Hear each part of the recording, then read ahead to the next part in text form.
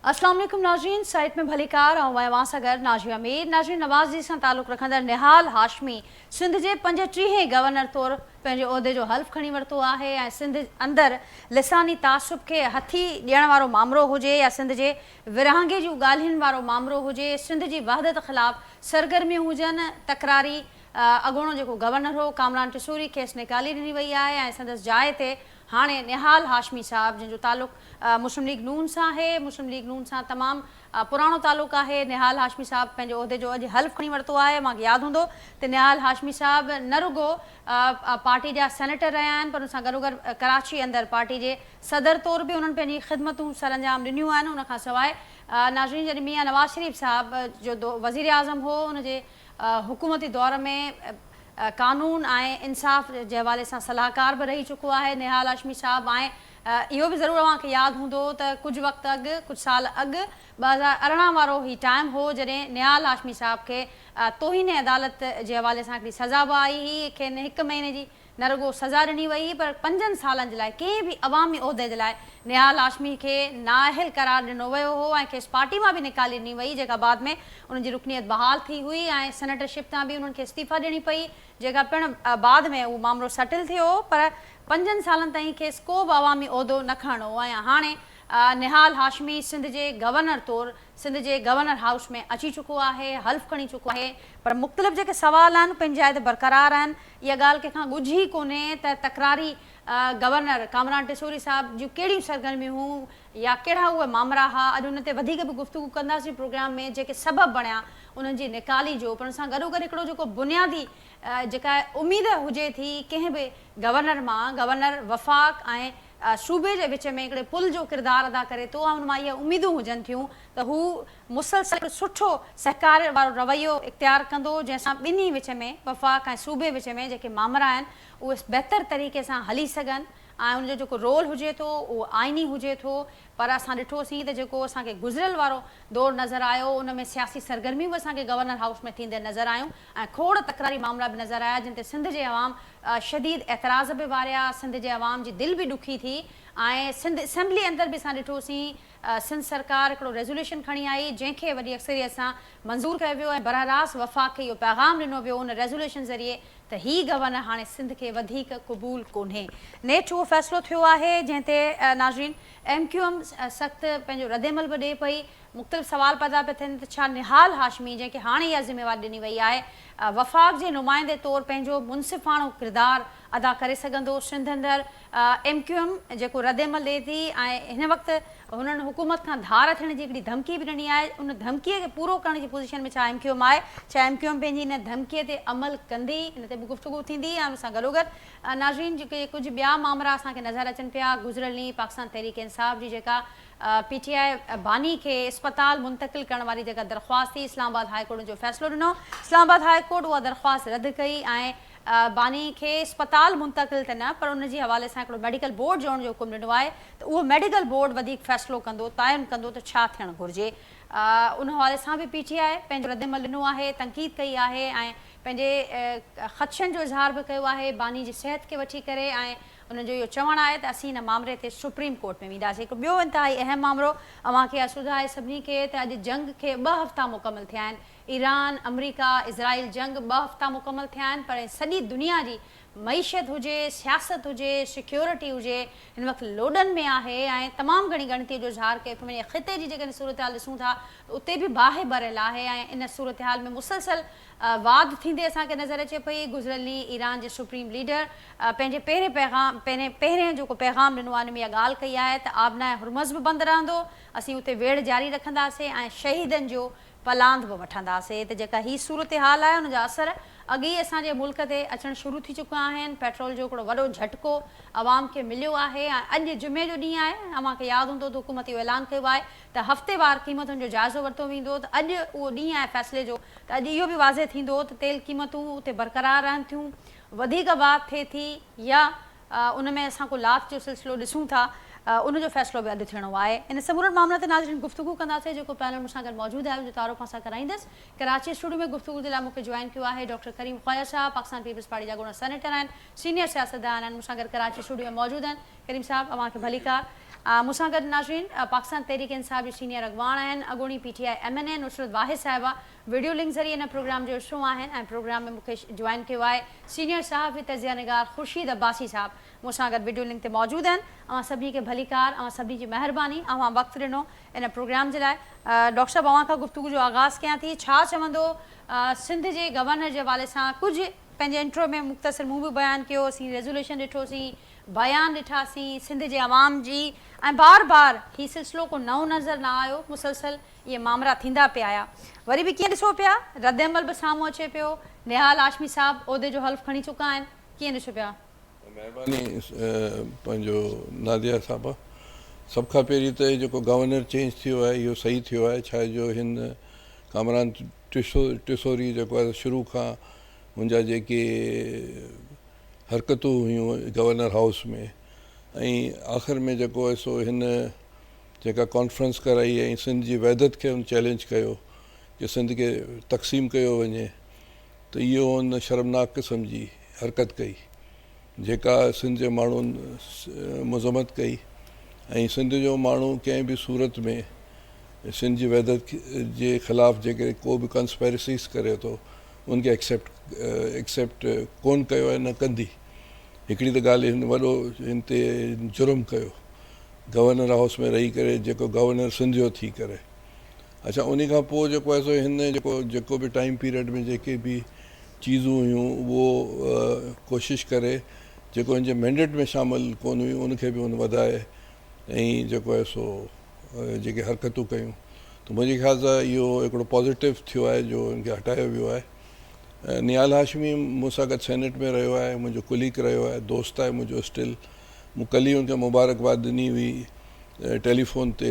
As a friend ऐं हू सुठो माण्हू आहे ऐं यकीनन मुस्लिम लीग नून सिंध जे वहदत जे बारे में उन्हनि जी हिकिड़ी उहा ई पोज़ीशन आहे जेका सभिनी जी आहे त सिंध जो माण्हू बाय द वे 3-4 चीज़नि ते कॉम्प्रोमाइज़ कोन थो करे हिकिड़ी सिंध जे वहदत खे केरु चैलेंज करे ऐं हुनखे तक़सीम करण जी ॻाल्हि करे NFC जे अवॉर्ड जे हिसाब सां सिंध जी ज़मीननि जे हिसाब सां ऐं पाणी जे जेके नहरुनि जे हिसाब सां या कालाबाग डैम जे हिसाब सां इन जे सिंध जे माण्हुनि कॾहिं बि न कॉम्प्रोमाइज़ कयो आहे न कंदी ऐं इहो जेको हिन खे हटायो वियो आहे इहो बिल्कुलु सही थियो आहे ऐं मुंहिंजे ख़्याल सां चार्ल्स नेपियर असां सभ खां पहिरीं मीरनि खां हुकूमत हासिलु कई ऐं उनखां पोइ जेके बि गवर्नर्स आया या चीफ मिनिस्टर्स आया उन्हनि कॾहिं बि सिंध जे वहदत जे ख़िलाफ़ु ॻाल्हि कान कई आहे माना इहो तव्हां सम्झो त 1843 खां ऑनवर्ड हीउ जेको आहे सो कमबख़्त क़िस्म जो माण्हू हो जंहिं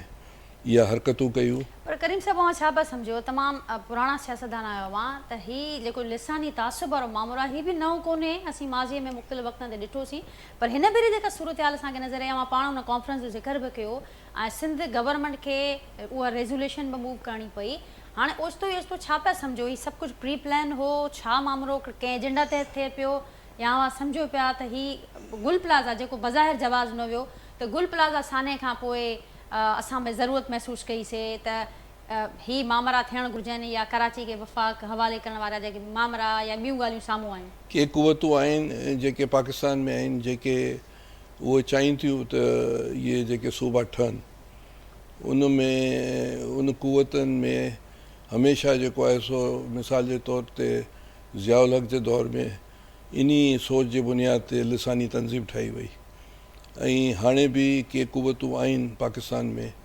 जेके इहे सोचीनि पियूं त सूबा ठहनि ऐं हिन जेको आहे सो प्लैंड वे में ऐं उन क़ुवतनि जे इशारनि ते कयो पर हुननि खे उन क़ुवतनि खे इहा ख़बर कान्हे त हिते जेको आहे सो डिसइंटीग्रेशन थी सघे थी अगरि अहिड़ी तरह जी ॻाल्हियूं थींदियूं हिन मुल्क जी त उन्हनि खे इहो अंदाज़ो कोन्हे ऐं जेको ख़िते जा हालात आहिनि बलोचिस्तान ऐं ख़ैबर पख्तूनख्वा अफ़गानिस्तान ईरान ऐं इन ख़िते में अनरेस्टनेस आहे उते इहे चीज़ूं बर्दाश्त जहिड़ियूं आहिनि कोन उहो क़ुवतनि जूं उन्हनि माण्हुनि जी सोचूं थी सघनि थियूं पर आउं सम्झां थो त इन ते सिंध जो बार बार विढ़ंदो खून ख़राबो थींदो ऐं सवाल ई कोन थो पैदा थिए त सिंध जी वहदत खे केरु चैलेंज करे या तोड़े ठीकु करीम साहब अवां जी ॻाल्हि खे अॻियां वधाईंदा अबाई साहब अवां छा चवंदो अवां सम्झो पिया त जंहिं सोच जो करीम साहब हिते ज़िक्र कयो हाणे उनखे बि जवाबु मिलंदो। ही जेके मामरात सिंध जो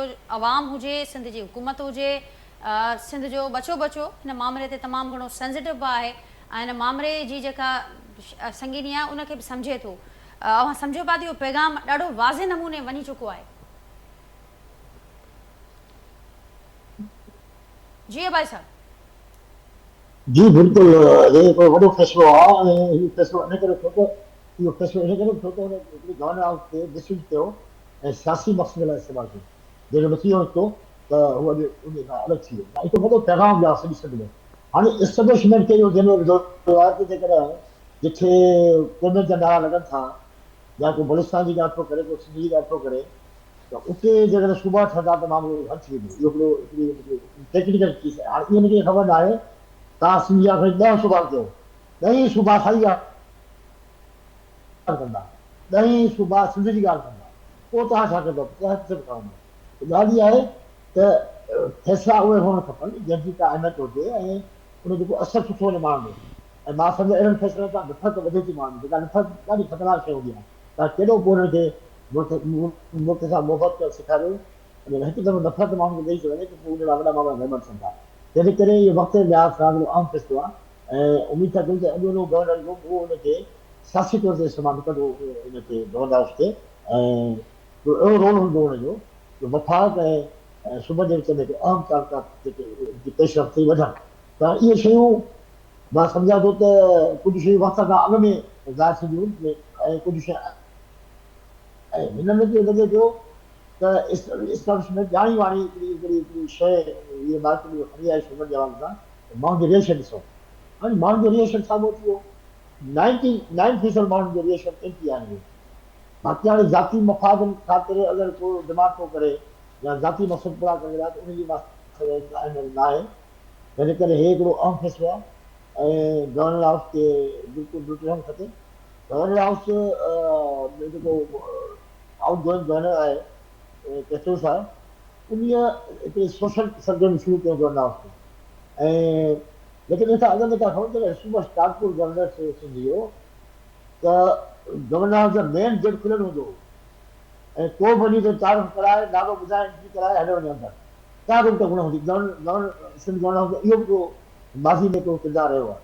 इहे नयूं शयूं न आहिनि त तव्हां उनखे सोशल मसइला इस्तेमालु कयो, माण्हुनि खे इफ़्तारियूं करायो या कंप्यूटर सेखारियो या कुझु। इहे शयूं सॼी पुराणी थी चुकियूं आहिनि। असुलु ॻाल्हि इहा आहे इहो तव्हांजो ख़ैराती कमु आहे, चलो सुठी ॻाल्हि आहे, पर मेन इहो आहे त उनजो किरदारु कहिड़ो आहे गवर्नर हाउस में। वफ़ाक़ सां जो नुमाइंदे तौर ते हुकूमत जी नुमाइंदगी करे या पंहिंजा मसइला खणी को गवर्नर अचे थो, उहो मां हिन लिहाज़ सां सम्झां थो इन खे अहम फ़ैसिलो थियो आहे, हिकिड़ो सुठो पैगाम वियो आहे आम माण्हुनि जो। अवां सम्झो बसि सुठो फ़ैसिलो थियो आहे ऐं उन हाल सां पीपल्स पार्टी उन अंडरस्टैंडिंग जी ॻाल्हि बि करे पई त इहा अंडरस्टैंडिंग थी हुई जे चूंडियूं थियूं त चूंडनि खां पोइ अंडरस्टैंडिंग तहत ॿिनि सूबनि में पीपल्स पार्टी जो ऐं ॿिनि सूबनि में मुस्लिम लीग नून जो गवर्नर हूंदो ऐं हाणे उन ते बि नाज़रीन उनखे जी भी आजियां कई वञे फैसले जी। नुसरत भाई साहब, आप कैसे देखते हैं इस फैसले को? माजी में यहाँ पर पाकिस्तान तहरीक इंसाफ के गवर्नर भी इस गवर्नर हाउस का हिस्सा रहे हैं और उनसे भी उस वक्त कुछ शिकायतें रहती थी, लेकिन इस वक्त ये जो बुनियादी जो अब्बासी साहब ने जिक्र किया, डॉक्टर करीम साहब ने जिक्र किया कि एक वफाक के नुमाइंदे की हैसियत से जो एक रोल होता है वो अदा नहीं हो पा रहा था मुसलसल। अब निहाल हाशमी साहब बड़े सीनियर सियासतदान हैं, कैसे देखती हैं आप उनकी मुकर्ररी को, उनकी तकर्ररी को बतौर गवर्नर, और ये जो सारे मामला जिनका जिक्र हुआ, आप समझती हैं कि अब वो भी एक बेहतर डायरेक्शन में जाएंगे? बिस्मिल्लाहिर्रहमानिर्रहीम, बहुत शुक्रिया नाची अपने प्रोग्राम में मुझे इनवाइट करने का। देखें, जो इम्पोर्टेंट चीज़ है वो ये, जिस तरह करीम साहब ने, डॉक्टर साहब ने कहा कि लासानी चीज़ों को उभारना ये फेडरल के नुमाइंदे को बिल्कुल सूट नहीं करता। कि एक आप देखें कि ज़बान हर सूबे की ज़ाहिर डिफरेंट है और एक सूबे में ही पता नहीं कितनी और ज़बानें भी पाई जाती हैं, लेकिन एक यकजहती की ज़बान है उर्दू, जो हर एक को आती है, चाहे वो यहाँ पे है, चाहे गिलगित में है, चाहे बलूचिस्तान के किसी छोटे से उसमें है। तो उस ज़बान को इशू नहीं बनाना चाहिए। ये लोग पता नहीं क्या चाहते हैं। सही कह रहे हैं भाई कि जावलक के ज़माने में आके उसने जो ये बनाई है जमात, इससे सिर्फ कराची को नुकसान पहुंचा है, उसके अलावा बिल्कुल एक पैसे का, जिसे कहते हैं ना, फ़ायदा नहीं पहुंचा। वो जो दुबई कहाँ से कहाँ चला गया था, وہ اصل میں کراچی کو ہونا تھا. ہم نے یہاں سے تمام ترقی روک کے اور پتہ نہیں کتنے پیسے کھا کے وہ سب کچھ وہاں منتقل کر دیا. تو وہ چیز جو آپ اپنے ملک کے ساتھ سنسیئر نہیں ہیں وہ نظر آتا ہے صاحب. اب سندھ کو توڑنا نہ توڑنا دیکھیں وہ گورنمنٹ کا اپنا کام ہے. وہ چاہتی ہے کہ جی سندھ صرف سندھ نہیں باقی تمام صوبے بھی اگر وہ چھوٹے ہو جائیں گے تو زیادہ بہتر اچھے طریقے سے پرفارم کر سکیں گے. اگر وہ اتنے بڑے رہیں گے تو ہمیشہ کی طرح اسی طرح ہوگا جس طرح کے پہلے ہوتا رہا ہے. لیکن جہاں تک کراچی اور سندھ کی بات ہے, کراچی ایکچولی 98% اور 90% جو ٹیکس ہے وہ پورے پاکستان کا وہ دیتا ہے اور اس کی وجہ سے پاکستان چلتا ہے. تو ہمیں خاص خیال رکھنا چاہیے اس شہر کا, اس صوبے کا جو اصل میں پاکستان چلا رہی ہے. تو اگر سندھی عوام بالکل نہیں چاہیں گے کہ کوئی ان کو الگ کیا جائے یا ان کے چھوٹے صوبے بنے تو نہیں بننے چاہیے بالکل. اور جہاں تک نہال صاحب کی بات ہے میں تو ان کی 1-2 تقریروں سے ان کو جانتی ہوں. سوری, وہ جو نے فوج کے خلاف بیانیے دیے تھے وہ ظاہر کسی انسان کو سوٹ نہیں کرتے. اس طریقے سے آپ بیان دیں فوج کے خلاف, فوج جو اگین یکجہتی کی علامت ہے. ٹھیک ہے اس میں بہت سے اختلافات ہو سکتے ہیں, کچھ ہو سکتا ہے, لیکن اس طرح نہیں. تو مجھے یہ ہے کہ شاید چونکہ فیڈرل میں گورنمنٹ ہے اور شاید یہ سندھ کے لیے بہتر طریقے سے کام کر سکیں. باقی میں ان کو زیادہ جانتی نہیں. جی کریم صاحب چھا چوندو نصرت صاحبہ کے میں ॿुधो आहे हू शायदि ग़लती सां कराची और सिंध जो वर्ड यूज़ कयो था हुनखे वठी करे तमामु घणा सेंसिटिव आहियो. मक़सदु चवण जो इहो आहे त असांजी तमामु इज़त आहे मैडम जे लाइ, पर हाणे सिंध जो राजधानी कराची आहे ऐं सॼी दुनिया में अगरि इंडिया खे तव्हां ॾिसो त उते बि कमर्शियल कैपिटल्स थींदा आहिनि. जीअं हाणे कलकत्ता आहे या बॉम्बे आहे या मुंबई जंहिंखे चऊं या मद्रास आहे, न्यूयॉर्क आहे अमेरिका में या टोक्यो आहे. त पाकिस्तान जो ठीकु आहे त रेवेन्यू या पोर्ट हिते पोर्ट सिटी इहा ई आहे. जिते बि पोर्ट सिटी हूंदियूं आहिनि उते रेवेन्यू ईंदो आहे. त हाणे इहो हाणे त कोन ठहियो आहे, पाकिस्तान खां पहिरीं ठहियलु आहे. माना जॾहिं अंग्रेज़ आयो तॾहिं कराची उनखां पहिरीं डेवलप थियल आहे 1700 खां वठी करे.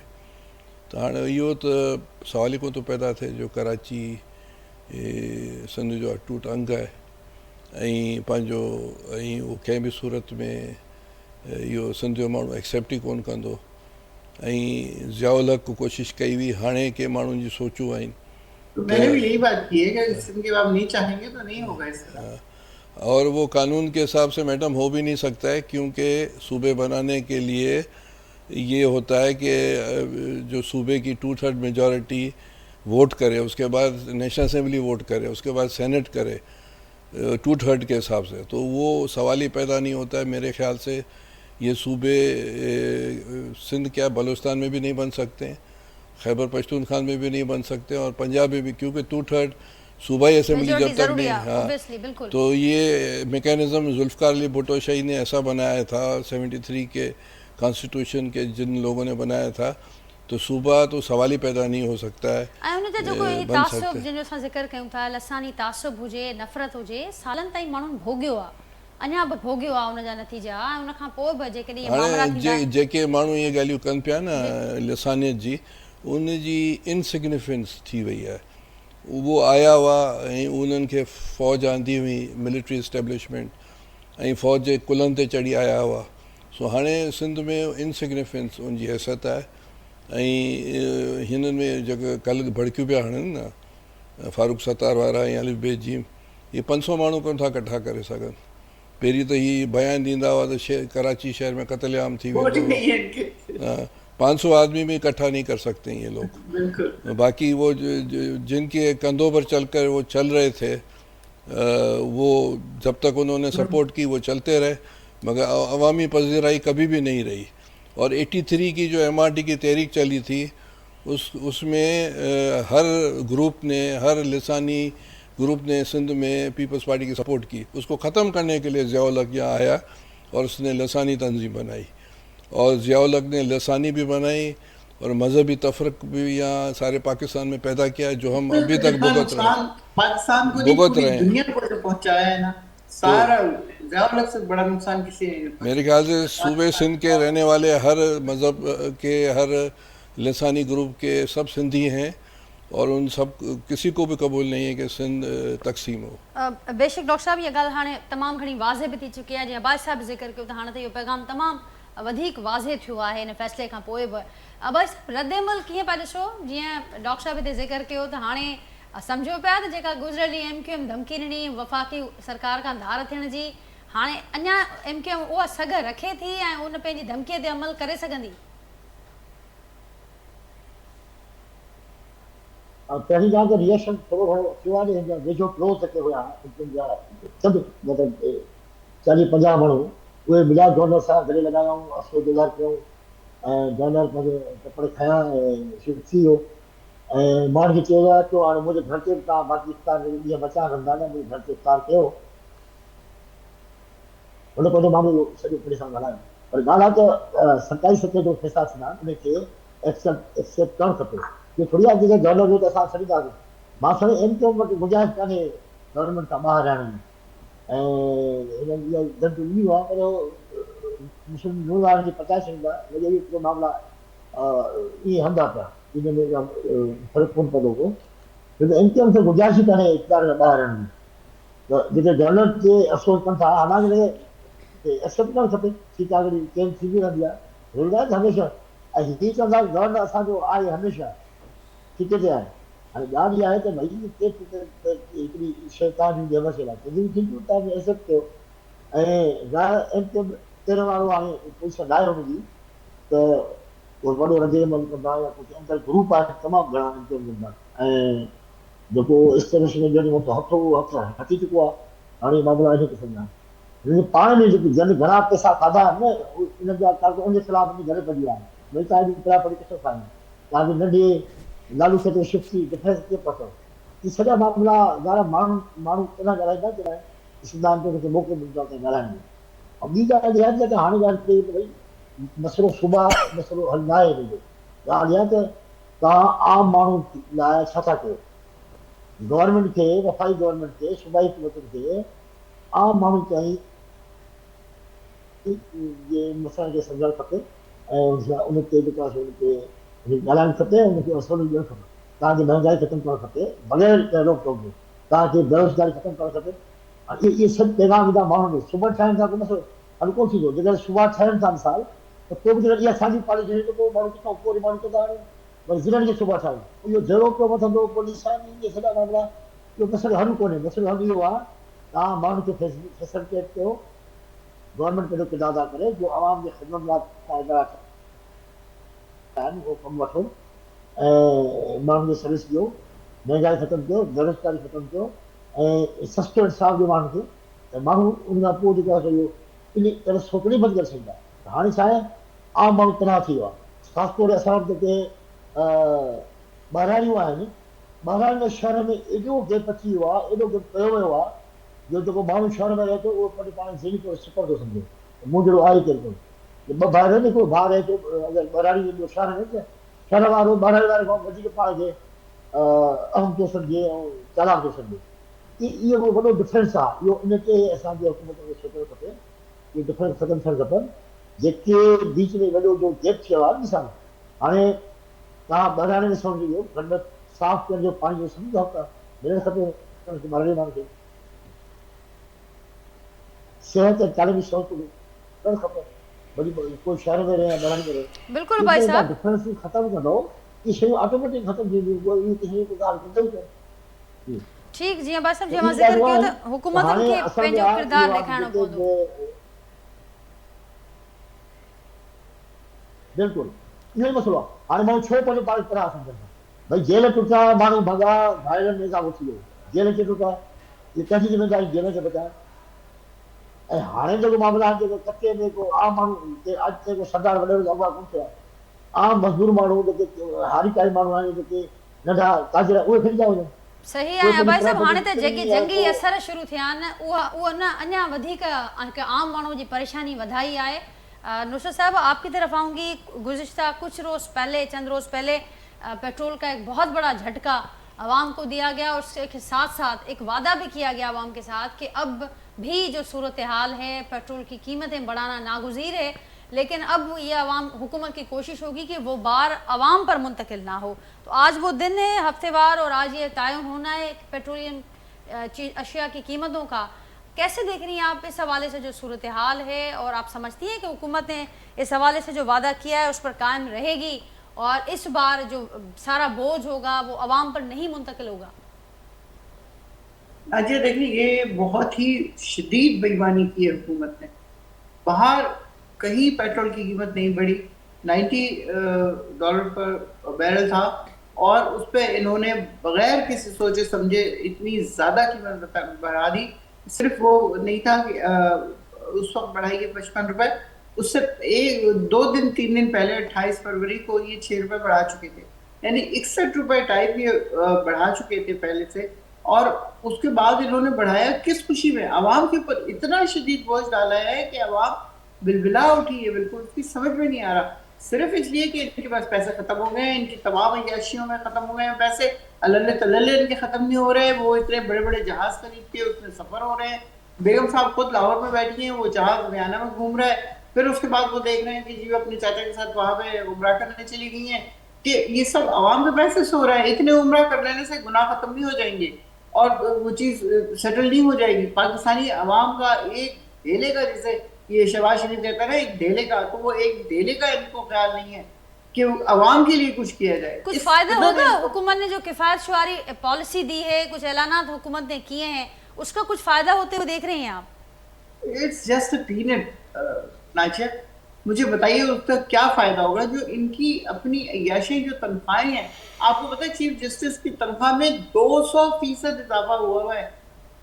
کتنا کاٹیں گے وہ اس میں سے؟ زیادہ زیادہ شاید پیٹرول نہ لیں یا کوئی اور چھوٹی سی چیز نہ لیں, یا باقی لوگ جو ہے وہ 1-2 دن کی تنخواہ دے دیں یا کچھ اور پیسے کسی چیز میں سے کٹوا لیں.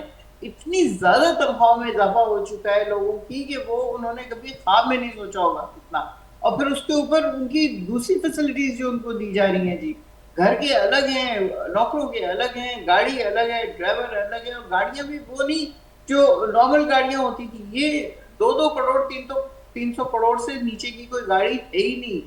اور مرسیڈیز گاڑیاں, BMW گاڑیاں, یہ مطلب یہ کدھر کے نواب آ گئے ہیں سارے جن کو اتنی بڑی بڑی گاڑیاں چاہیے. بیوروکریٹس کا حال دیکھ لیں آپ, ان کو اتنی زیادہ نئی نئی گاڑیاں خرید کے دی جا رہی ہیں. پنجاب پولیس کا یونیفارم چینج ہو گیا, ہر تھوڑے دنوں بعد ان کو برا لگنے لگتا ہے یونیفارم. اور اب کون سا یونیفارم پہنا ہے پتہ ہے آپ کو؟ برٹش یونیفارم, ٹائی کے ساتھ. ان کو جو گرمی پڑتی ہے پنجاب میں, اس قدر شدید گرمی, کیا وہ اس ٹائی کے ساتھ برداشت کر سکیں گے؟ لیکن چونکہ ان کو گورے پسند ہیں, ان کو پائلٹ بھی گورے چاہیے, ان کو اب ہمارے عوام جو ہیں وہ بھی کسی طرح کریمیں لگا کے گورے ہو جائیں اور وہ سب اس طرح پھر رہے ہوں اور موسم بھی انگلینڈ کا ہو جائے. تو یہ صرف کیا ہے؟ یہ صرف اور صرف جو ہے وہ پاکستان کے اوپر بوجھ ڈالنا ہے, اس کے علاوہ کچھ نہیں ہے. جب ادھر سے چلان کرتی ہے وہ پیسے جمع ہوتے ہیں, ادھر سے یونیفارم چینج کر دیتے ہیں یا کچھ اور کر لیتے ہیں. تو اس طرح نہیں ملک چلتے بھائی. ان کو کوئی بتائے, ایف اے پاس کر کے آ جانے سے حکومت نہیں چل سکتی, اس کے لیے کوئی دماغ چاہیے ہوتا ہے. جواب لیتے ہیں ڈاکٹر صاحب سے, لیکن حکومت یہ کہہ رہی ہے اور ظاہر ہم بھی دیکھ رہے ہیں کہ یہ جو حالات ہیں اس وقت, یہ جو عالمی معیشت اس سے اثر انداز ہوئی ہے اس جنگ سے, اور اس کے اثرات ہوئی ہے پاکستان کے اوپر اتنا سا بھی فرق نہیں پڑا ہے. جی کریم صاحب. سائیں इहो त हिननि जेको वधायो आहे इहो फेडरल गवर्नमेंट, इहे त असां इन चीज़ खे क़बूल कोन था कयूं. ऐं गवर्नमेंट असांजी जेके पीपल्स पार्टी स्टेटमेंट बि अची चुकी आहे त हीउ जेको अघु हिननि वधायो आहे, एतिरो बमशैल कयो आहे पाकिस्तान ते, जे अवाम ते, ऐं मथे ईद आहे, रमज़ान शरीफ़ जो महीनो पियो हले, ऐं ग़रीब माण्हुनि जो जेके कीकूं ऐं रड़ियूं निकिरी वियूं आहिनि, त इहो तमामु ग़लति थियो आहे. इनखे नज़रसानी थियणु खपे ऐं वधणु न खपे, न त सिस्टम कोलैप्स थी वेंदो, इकोनॉमिकल सिस्टम टोटल कोलैप्स थी वेंदो पाकिस्तान जो. ऐं मसइलो इहो आहे त जेके 70-75 सालनि में जेके बि पॉलिसीज़ जिन ठाहियूं आहिनि ऐं जेके ठाहिण वारा सचा पचा जेके कुवतूं आहिनि, उन्हनि हमेशह ग़लति फ़ैसिला कया, जंहिंजे करे सदाईं पाकिस्तान जी आवाम लोड़ियो आहे. त हीअ त तमामु ग़लति फ़ैसिलो थियो आहे. बाक़ी हाणे खेते में जेका जंग हले पई, उनजी न ट्रम्प खे ख़बर आहे केसिताईं हलंदी, न ई जिन स्टार्ट कई आहे जंग उन्हनि खे ख़बर आहे. ऐं जिन मुल्कनि ते हमला थिया आहिनि या जेके मुल्क इन जंग में शामिल आहिनि उन्हनि खे बि ख़बर कान्हे। पर हिन जंग जे करे इहो आहे त हिन जंग 15 ॾींहं हले, 1 महीनो हले, 4 महीना हले, 2 ॾींहं हले, पर इन खां पोइ हिन ख़िते में चीज़ूं इलाही चेंज थींदियूं। जेके मुल्क अमेरिका ते रिलाए कंदा हुआ की भई हाणे असांखे बचाईंदो, अमेरिका पाण खे कोन बचाए सघियो आहे।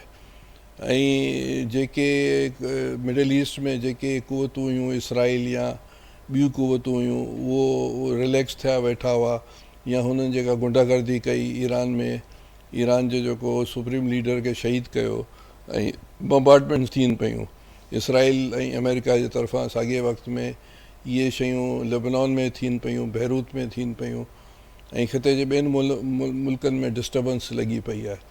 त हाणे मिसाल जे तौर ते हिन मसइले खे तोड़ण जे लाइ त के गारंटियर्स हुजनि। गारंटियर अॼु जे दौर में ताक़तवर तरीन चाइना आहे, ॿियो रशिया आहे, ऐं ॿियो यूरोपियन यूनियन आहे। उहे ई गारंटियर थी सघनि था, जंहिंमें बर्तानिया आहे, फ्रांस आहे, जर्मनी आहे, या ॿियूं जेके इटली आहे, स्पेन आहे, उहे ऐं इहे सभु गारंटियर्स थी सघनि था जेको ईरान खे गारंटी ॾियनि जो फ्यूचर में ईरान ते जेको इहे चीज़ूं न थियनि, ऐं मिडल ईस्ट में ईरान जे ख़िलाफ़ु इहे जेके अॾा इस्तेमालु न थियनि। साॻिए वक़्त में इसराइल जेको आहे सो जेको 2 स्टेट्स जेको यूनाइटेड नेशन जेको चए थो, ऐं जंहिंमें पाकिस्तान बि चए थो 2 स्टेट सॉल्यूशन, इहा ई ॻाल्हि जेको यूनाइटेड नेशन जो बि मौक़िफ़ आहे ऐं सॼी दुनिया जो आहे ऐं पाकिस्तान जो स्टेट जो बि आहे। त उहो जेसि ताईं नथो थिए, ऐं जेको फ़लस्तीनी अवाम जो क़त्लेआम जेको थिए पियो गुज़िरियल 2 सालनि खां, जंहिंमें 75-80 हज़ार माण्हू शहीद थिया आहिनि, 1.5 लख ज़ख़्मी थिया आहिनि, घर तबाह थी विया आहिनि, ऐं उहे चीज़ूं हली कोन सघंदियूं। जेके बि चीज़ूं ठहियूं आहिनि, ट्रम्प कयूं आहिनि, बोर्ड ऑफ पीस आहे, उहो बि तितर बितर थी वियो आहे, इंडोनेशिया निकिरी वियो आहे। त हालात जेके दुनिया जा, जीअं फर्स्ट वर्ल्ड वॉर खां पोइ जेके तब्दीली आई हुई दुनिया में, लीग ऑफ नेशन ठहियो, ऐं सेकेंड वर्ल्ड वॉर खां पोइ जेको आहे सो यूनाइटेड नेशन ठहियो, ऐं नक्शा चेंज थिया। हिन जंग खां पोइ मूंखे ईअं पियो लॻे, मूंखे जेको मूं किताबूं पढ़ियूं आहिनि ऐं आउं सोशल साइंटिस्ट जे हिसाब सां सम्झां थो, त ख़िते में ऐं दुनिया में वॾी लकीरूं हेठि मथे थींदियूं। वॾी लकीरूं हेठि मथे थींदियूं। पर करीम साहब, ज़ाहिरा जी अवां बि ॻाल्हि कयो त हिन वक़्तु इहा जंग वधीक केतिरा ॾींहं हले थी, ॾींहं हले थी, हफ़्ता हले थी, को इन हवाले सां नथो कुझु ॿुधाए सघे जेसि ताईं गारंटीअ साम्हूं अचनि। ज़ाहिरा जंग जा ॾींहों ॾींहुं जीअं जीअं वधे पई, असर बि अचनि पिया, सॼी दुनिया जे मथां अचनि पिया। नादिया, हिकिड़ी ॿी ॻाल्हि, सवाल कंप्लीट कयां था, ज़रूरु एड कजो। बिल्कुलु ही आहे त ही जेका अमेरिका जेको आहे सो 20 सदी जी ताक़तवर तरीन मुल्क रहियो आहे। Second world war, first war, ही 21 सदी जी जंग आहे, जंहिंमें अमेरिका या ॿियूं जेके मुल्क आहिनि उनखे को एक्सपीरियंस कोन्हे। हिते टेक्नोलॉजीज़ अची वियूं आहिनि, ड्रोन्स अची विया आहिनि, ब्लास्टिक मिज़ाइल्स अची विया आहिनि, ऐं ॿियूं चीज़ूं अची वियूं आहिनि, इंटरनेट्स आहिनि, एवरीथिंग। इहा हिकिड़ी नई जंग आहे, ऐं इन जंग 21 सेंचुरी जंग जे लाइ अमेरिका ऐं ॿियूं मुल्क जेके ॿियूं जेके कुवतूं आहिनि उनखे ख़बर कोन्हे त हाणे उहो कहिड़ो रुख वठे थी। बिल्कुलु करीम साहब, पर जेका हिते ॻाल्हि नुसरत वाइस साहिब बि कई, भाई साहब बि उन खां अॻु कई, त अवाम हुकूमत खां बहितर स्ट्रेटजी जोड़े सघे पई। अवां सम्झो पिया, अवां बि ॼाणायो त पीपल्स पार्टी बि हिन सां नाख़ुशि आहे, त ओचितो ई ओचितो सॼो भार अवाम मथां विधो वियो। ऐं हाणे बि ॼाणायो पियो वञे, काल्ह बि बयानु साम्हूं आयो त पेट्रोलियम क़ीमतूं अञा वधीक वधी सघनि थियूं, अञा ॿिया बि थी सघनि था। ज़ाहिर तेल महांगो थिए थो त समूरी ज़िंदगी ते उनजा असर पवनि था, महांगी थिए थी। त भाई साहब, अवां वटि ईंदसि, अवां सम्झो पिया त हुकूमत हिन सूरत हाल में इन खां का बहितर स्ट्रेटजी ठाहे सघे पई, अहिड़ो को ऑप्शन मौजूदु हो? नाज़िन अब्बासी साहब से राब्तो मुनक़ते थियो है, नुसरत भाई साहब ने विंदन। नुसरत साहब, आप समझती हैं अब जंग के असरात तो आएंगे, ये तो सारी दुनिया पर उसका असर है, ज़ाहिर ख़िते पर भी उसके असरात आने हैं, और पाकिस्तान की बड़ी अहम इस वक्त ख़िते में पोजीशन है तो उस पर भी आने हैं, लेकिन आप समझती हैं कि कोई बेहतर स्ट्रेटजी जो अभी गवर्नमेंट ने दी आ सकती थी? गवर्नमेंट के पास ऐसी गुंजाइश या ऑप्शंस मौजूद हैं? और साथ साथ ये भी ज़रूर कहिएगा कि किफ़ायत शहरी जो पॉलिसी इस वक्त गवर्नमेंट लेकर आई है, ये भी बड़े सवालात उठ रहे हैं कि क्यों नहीं हुकूमत इसको मुस्तकिल बुनियादों पर लेकर आती, क्योंकि ये जो हालात जिनका हम जिक्र करें या जो आवाम की परेशानी का जिक्र करें, ये तो कई वक्त से हम देख रहे हैं, काफ़ी वक्त से। बिल्कुल ठीक कह रही हैं नाजिया, लोग जो है ना वाकई बहुत बहुत ज़्यादा परेशान हो गए। اسپیشلی آپ کو یاد ہوگا کہ کورونا ڈیز میں جب 117 روپے ڈالر پر بیرل تھا، اس وقت خان صاحب نے 10 روپے بڑھائے تھے، اور اس پہ اتنا شور مچایا تھا ان لوگوں نے کہ پتہ نہیں چور ہے اور یہ فلاں ڈبا، خیر وہ پرانی بات ہے. لیکن آپ کو خود کیوں احساس نہیں ہوتا؟ آپ کے خیال میں تو آپ کے جو چیف ہے وہ کہتے تھے کہ 10 روپے پہ بڑھ جائے تو مجھے رات بھر نیند نہیں آتی. تو اب کہاں چلی گئی وہ نیند؟ اب تو کسی سے کوئی بات ہی نہیں کر رہے. لیکن اب صورتحال میں بھی تو فرق ہے نصرت صاحبہ، اب تو اس وقت صورتحال مختلف تھی، اب تو جنگ والی صورتحال ہے. ظاہر ہے جنگ والی صورت پاکستان میں کیا ہو رہا ہے؟ کتنے بم گر گئے ہیں پاکستان میں؟ انڈیا نے 1 پیسہ نہیں بڑھایا، بنگلہ دیش نے 1 پیسہ نہیں بڑھایا، اسی طرح اور بہت سارے ملک ہیں جہاں افغانستان نے 1 پیسہ نہیں بڑھایا. یہاں پہ ایسی کیا آفت آ گئی؟ اس لیے کہ انہوں نے اپنی جیب بھرنی ہوتی ہے، ہلکی کی کرنی ہے. اس وقت جیب جو قرضے یہ لے کے مر گئے. انٹر بینک پاکستان سے آپ کو پتا ہے 1 مہینے میں 53,000 ارب روپے لیتے ہیں. یہ کیا کرتے ہیں؟ اس کا کدھر جاتا ہے وہ پیسہ؟ یہی یہ جہاز خریدنے میں، اور جب مرضی جا کے لاہور میں ہی گھوم لو 4-5 گھنٹے. یہ کوئی طریقہ ہے؟ مجھے بتائیے. جب ہم خود نہیں، ٹھیک ہے آپ کو پتا ہے کہ آپ عوام کے ووٹ سے نہیں آئے، آپ کو عوام نے منتخب نہیں کیا اور نہ کرے گی آئندہ، تو اس کا بدلہ آپ اس طرح لیں گے عوام سے؟ آپ اگر یہ جو ٹینیور آپ کو ملا تھا، اگر اس میں آپ تھوڑا سا عوام کا خیال رکھ لیتے تو کیا وہ نہیں آپ کی طرف آتی؟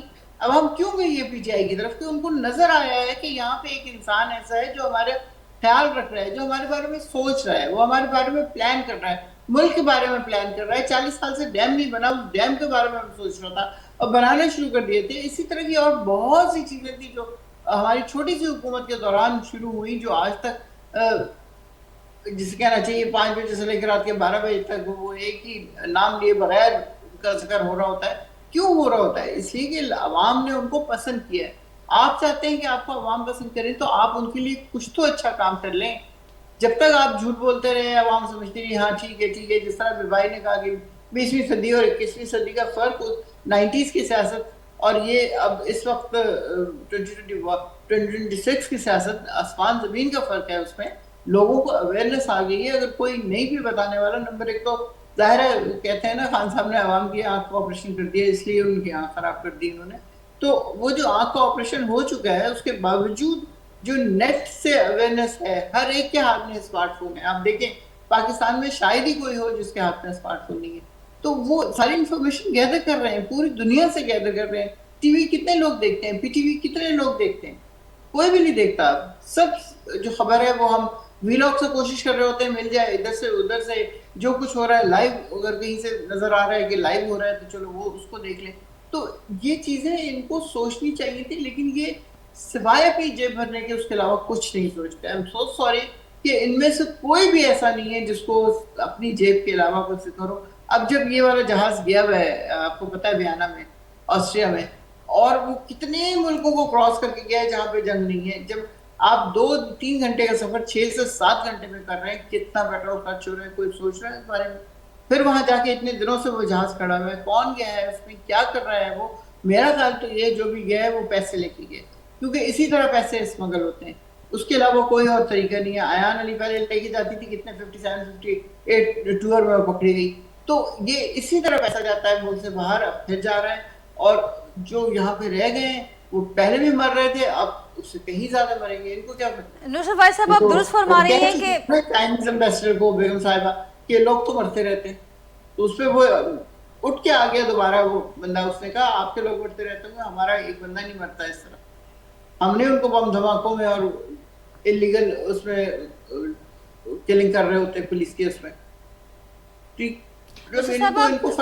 جی ٹھیک، آپ نے یہ تو درست فرمایا آپ نے کہ ریجنل جو آپ نے بات کی، اور اس وقت ہم دیکھ رہے ہیں کہ خطے کے اثرات، خطے کے جن ممالک پر جنگ کے اثرات آنے شروع ہو چکے ہیں، وہاں پر بھی ہم نے یہ والا جو معاملہ، یہاں پر ہم نے جو ظلم دیکھا وہ نہیں دیکھا. ہم نے کچھ بہتر ہو سکتا تھا. کریم صاحب ہاणे जेका नusरत भाई साहब ॻाल्हि कई، ज़ाहिर आहे ये सवाल अहिड़ी तनक़ीद हुकूमत ते थिए पई, छाकाणि ॿियनि मुल्कनि जो हवालो बि ॾिनो पियो वञे त उते बि सूरत हाल जे हवाले सां ग़ैर यकीनी मौजूदु आहे.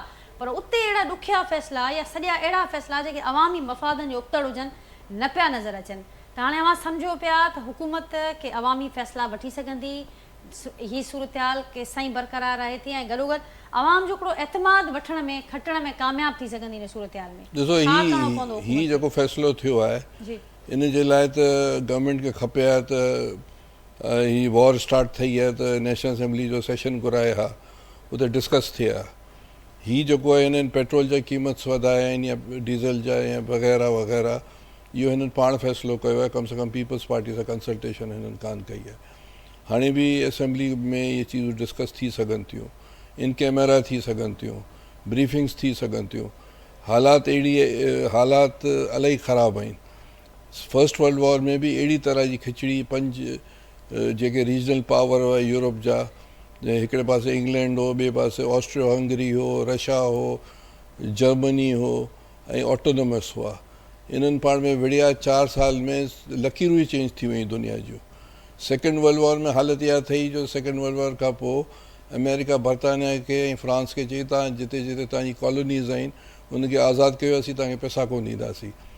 हालतूं हिन नेच ते हिन वॉर खां पोइ या शुरू थी वयूं आहिनि ऐं इन्हनि अहिड़ी वॉर्स खां पोइ या त इनकलाबात ईंदा आहिनि, जीअं रशिया में इनकलाब अची वियो, या पोइ जेको ऑस्ट्रियो हंगरी एम्पायर हुई उहो तितर बितर थी वई फर्स्ट वर्ल्ड पर वॉर। हुकूमत लवाए छो पई करीम साहब? जीअं मां ॻाल्हि चई तव्हां तादी आहियो ऐं इते बि मशावरत न थी, उन खां अॻु नुसरत भाई साहिबा खे बि यादि हूंदो, भाई साहिब खे बि यादि हूंदो त हिते ॻाल्हि थी हुई त हीअ जेका ओवरऑल सूरत हाल आहे हिकिड़ी इन कैमरा ब्रीफिंग वज़ीर आज़म हाउस में थी, जंहिंमें PTI शरीक कोन थी, ऑपोजिशन हुन में मौजूदु कोन हुई ऐं उनखां पोइ इहा ॻाल्हि साम्हूं आई त पार्लियामेंट पूरी पार्लियामेंट खे एतमाद में वरितो वञे ऐं इहे बि ॻाल्हियूं साम्हूं आयूं त हुकूमत उन ते गौर बि करे पई। वरी असां ॾिसूं था जंग हले पई, फैसला थियनि पिया, कंहिंखे एतमाद में न पियो वरितो वञे, छो हुकूमत लवाए पई? ॾिसो हाणे इहो त गवर्नमेंट जो कमु आहे फ़ैसिलो करणु, फेडरल गवर्नमेंट जो कमु आहे। हाणे PTI जो आहे इमरान ख़ान जो इलाजु बिल्कुलु उनजो थियणु खपे इलाजु, उनजी फैमिली खे मिलणु ॾिनो वञे, उनजे पुटनि खे, उनजी भेणनि खे। ऐं हिन हाल में तव्हांखे हिकिड़ो मिसाल ॾियां दुनिया जी तारीख़ जो, माना जेको फर्स्ट वर्ल्ड वॉर हली पिए त जेको लेनिन हो स्विट्ज़रलैंड में लिकियलु हो, ठीकु आहे। उतां जेको जर्मनी चयो त हाणे असांखे पलान वठिणो आहे, रशिया सां कोन ठहंदा हुआ, त हुननि इजाज़त ॾिनी त जेको आहे सो ट्रेन जेका गुज़रे ऐं लेनिन उते वञी पुॼे ऐं उते पुॼंदो त कुझु न कुझु थींदो। हू पुॼी करे उते इनकलाब बि आयो, जंग बि बंदि, हुननि चयो त रशिया परे आहे जंग खां। त हाणे हिन हालतुनि में जेके पाकिस्तान फाथो पियो आहे, कम से कम इमरान ख़ान खे रिलीफ ॾियनि, उनखे रिहा कनि या हुनखे हॉस्पिटलाइज़ कनि। इहो तमामु हिकिड़ो जेन्युइन ऐं हिकिड़ो पॉलिटिकल वर्कर आहियां, सॼी उमिरि सियासत जे करे मथे आया आहियूं ऐं पीपल्स पार्टी जो आहियां ऐं पीपल्स पार्टी हमेशह अहिड़ी ॻाल्हि कंदी रही आहे जेको आउं कयां पियो। त हिन हालतुनि में जिते इकोनॉमिकल ऐं ॿियो त मिडिल ईस्ट में जेके हालात डेवलप थियनि पिया, ईरान में जेके उन ते बमबारी थिए पई या लेबनान में थिए पियो, ऐं इन ख़िते सॼे में असां जेको सो तेल हमेशह सऊदी अरेबिया ऐं ॿिन्हिनि मुल्कनि खां वरितो आहे, पर असां कॾहिं बि तेल रशिया खां कोन वरितो आहे। असां कॾहिं बि थींदो ई आहे न की तव्हां 10% उतां वठो आहे, 10% उतां वठो आहे, त रस्ता खुलियल हुजनि हा, त उहो बि असां कोन कया आहिनि। बिज़नेस, इकोनॉमी, फाइनेंस, उनमें असीं पोइते आहियूं। ज़रात असां तबाह करे छॾी, जितां वधि में वधि असांजी GDP ठही सघे पई। पाकिस्तान जी ज़रात ऐं ख़ुशूसन सिंध जी ज़रात तबाह बर्बाद थी वई आहे। हाणे जी ॻाल्हि कान्हे, गुज़िरियल 70 जी। त हाणे इन हाल में फ़िलहालु जेको आहे तई जेको आहे सो पॉपुलर जेके लीडर आहिनि उनखे तव्हां रिलीफ ॾियो, सभिनी खे पार्लियामेंट में विहारियो, पार्लियामेंट ई वेही फ़ैसिला कंदी, पार्लियामेंट ई वेही फ़ैसिला कंदी। ऐं हिन वक़्तु जेका रविश असांखे नज़र अचे पई, पार्लियामेंट नज़रअंदाज़ थिए पई, मशावरत न पई थिए, इन कैमरा ब्रीफिंग्स बि न पियूं नज़र अचनि, इन अहम सूरत हाल थिए ऐं फ़ैसला भी असांखे यकतरफ़ा नज़र अचनि पिया। नुसरत भाई साहब कुछ कहेंगी आखिर में? डॉक्टर साहब को आपने सुना, क्या कहेंगी? डॉक्टर साहब बिल्कुल सही कह रहे हैं, डेफिनेटली खान साहब को आज़ाद करना चाहिए। इतने आप देखें कितने सालों से उनको अंदर बंद किया हुआ है, उसके बाद अब जो अंधेरे में रखा हुआ है, उसमें जो आग की बात करते हैं ये लोग, उसके बारे में हमें सही तस्वीर तो नहीं पता कि क्या हो रहा है उनके साथ। 2 डॉक्टर्स वो हैं जिनको कोई नहीं जानता, उनका बयान आ जाता है, वो लिखी हुई जो चीज़ आती है वो तक नहीं दिखाई जाती, ना बहनों को, ना वकीलों को, ना बच्चों को, बहुत दूर की बात है। तो ये समझ रहे हैं कि ये शायद सारी उम्र इसी तरह कर लेंगे और खान साहब अंदर पड़े रहेंगे। अब वो नेल्सन मंडेला तो नहीं है कि वो 30 साल की उम्र गए हैं और 30 साल बाद वापस आ रहे हैं। تو وہ کوئی فرق نہیں پڑ رہا. یہ 74 اور 74 کی ایج میں اگر آپ کا پلان یہ ہے کہ آپ ان کو اگلے 10 سال یا 15 سال رکھیں گے جیل میں اپنی طرف سے, تو آپ نے بہت لمبی لمبی سزائیں دی ہوئی ہیں. تو وہ اتنی لمبی گارنٹی کس کے پاس ہے زندگی کی؟ ہم گارنٹی تو ہمارے پاس بھی نہیں ہے, لیکن ایٹ لیسٹ ایک ایج کے بعد تو خاص خیال رکھنا چاہیے. پہلے تو ہوتا تھا کہ بوڑھوں کے لیے الگ تھوڑا سا رول ہوتا تھا, پھر خواتین کے لیے الگ رول ہوتا تھا, لیکن اب تو ڈاکٹر یاسمین کو دیکھیں کہ حالتوں میں پڑی ہوئی ہیں بیچاری. چیمہ صاحب ہے ہمارے, وہ کہاں سے کہاں وہ جوان آدمی چلا گیا, پیرالائزڈ ہو گیا, کام ہی نہیں کرتا اس کا, وہ ویل چیئر پہ بیٹھے ہوئے. وہ پھر اعجاز صاحب ہیں, سینیٹر اعجاز ہیں, سینیٹر الیاس ہے.